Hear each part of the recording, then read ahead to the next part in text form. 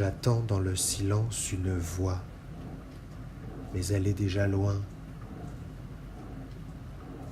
Ça fait des années,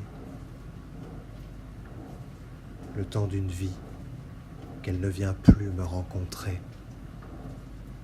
Il n'y a pas si longtemps, elle recouvrait les voies alentours.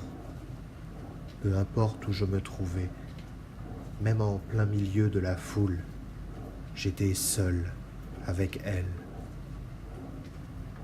Plus personne autour de moi n'existait. À présent, je ne peux me résoudre à poser le moindre mot.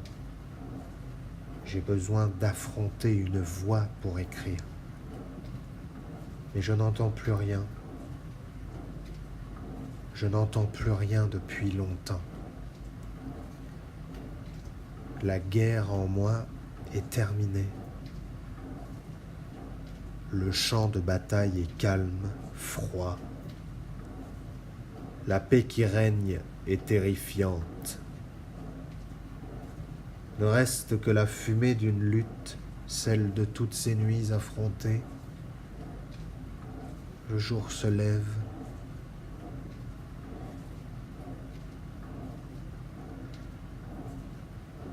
J'erre dans les battements de ma pensée. Je cherche le cadavre de la voix morte. Elle n'a laissé derrière elle aucun corps, aucune phrase, pas une trace. Son livre est clos. La page est tournée. Un livre lu et oublié aussitôt. Le bruit du monde refait surface. Il me harcèle, m'asphyxie, pas une seconde où me mettre à l'abri. Ça parle dans toutes les langues et dans tous les sens, en groupe, face à face, au téléphone, ça hurle, commande des cafés, des verres de blanc, des jus, des parts de tarte. En fond l'enfer d'une musique qui n'est que pur mépris du silence. Derrière les fenêtres, l'incessant grondement des moteurs, les conversations klaxonnées. Au mur des photos de Saigon d'il y a d'un demi-siècle, tout y semble si calme, le calme d'un pays en guerre. Je ne me résigne pas pour autant. Je fixe l'écran de ma page blanche, cherche une faille où quelques phrases pourraient s'échapper. J'ouvre les yeux. Je ne les avais pas ouverts depuis si longtemps. Le réveil est brutal. La lumière aveuglante. Ici, le sang n'est plus de l'encre. La mort n'est plus un mot. Les voix abattues laissent derrière elles leur corps, leur nom.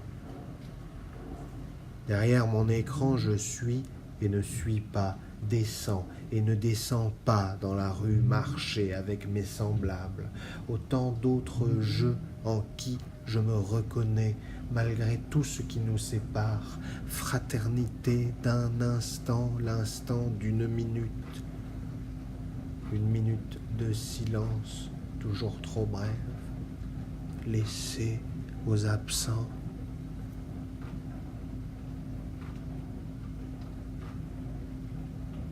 Et dans la minute de silence,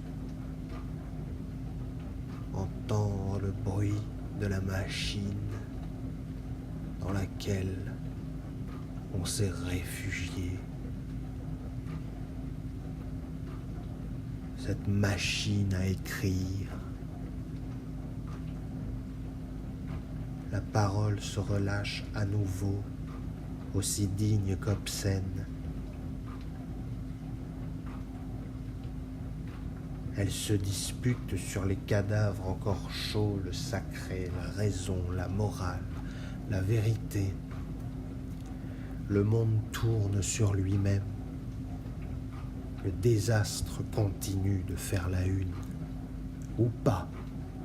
Je m'indigne un jour, ne m'indigne plus un autre. impuissant, seul devant l'écran. L'élan fraternel s'arrête aux frontières de ma rue,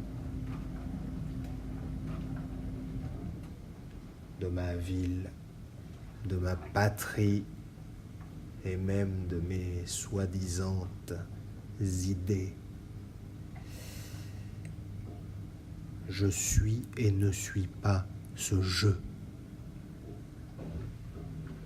Je ne peux pas extraire ma seule singularité du relent nauséabond des bas-fonds humains, car je ne peux pas la soustraire de l'unanimité de cette espèce humaine dont je fais partie. J'oublie que mes mots sont à la fois mon sang et mon encre. Je suis leur victime et leur ennemi. Je suis le frère d'un héros, d'un monstre aussi.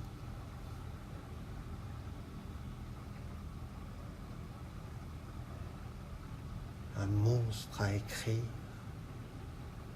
tous les jours.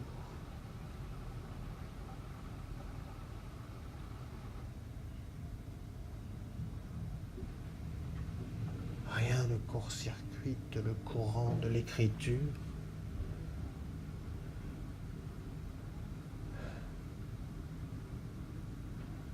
Le silence est ma prison.